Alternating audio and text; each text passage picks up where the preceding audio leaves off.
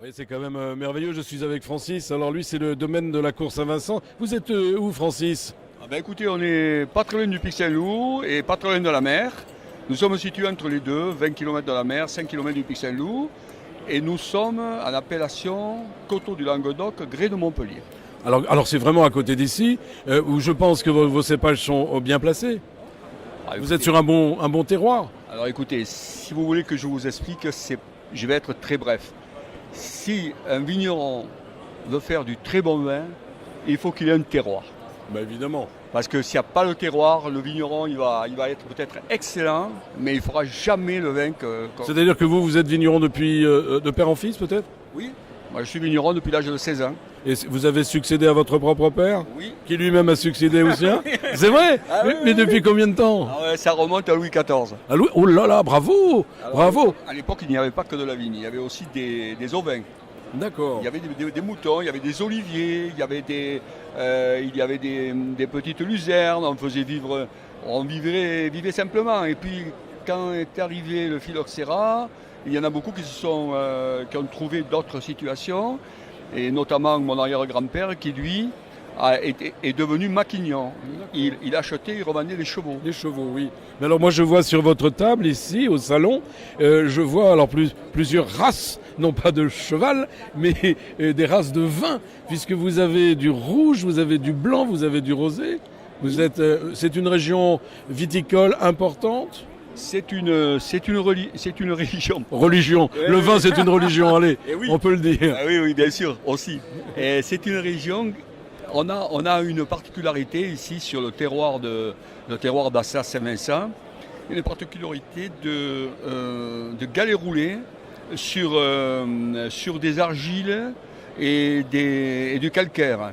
Alors, d'accord, d'accord. Alors ça donne des vins qui sont exceptionnels, notamment en Syrah et en Mourvèdre aussi, en Grenache. En Carignan, on a un Carignan par exemple qui a 50 ans. Votre vin, vous l'améliorez tous les ans? Vous cherchez à l'améliorer? Autrefois, on travaillait en coopérative. Maintenant, quand on a envie de s'élever un peu dans la vinification, on travaille son vin soi-même, mais on le propose à la vente. Alors, si vous voulez, le terroir d'Assas et Saint-Vincent, sur ce terroir-là, il y a plusieurs vignerons. Mais les vins qui sont issus de ces terroirs et de ces cépages, qui sont dans le décret d'appellation Languedoc, ce sont des vins qui ont une signature diverse. D'accord. Le vigneron a sa propre signature. Et obligatoirement, ce ne sont jamais les mêmes vins. Il y a toujours une variante à l'intérieur. Normal. Mais alors, ils ont une singularité. Mais alors votre clientèle, c'est qui? Des étrangers, des restaurants, des hôtels, le particulier qui passe? Comment vous fonctionnez? C'est une bonne question. Alors, notre clientèle, ce sont les CHR, beaucoup de particuliers.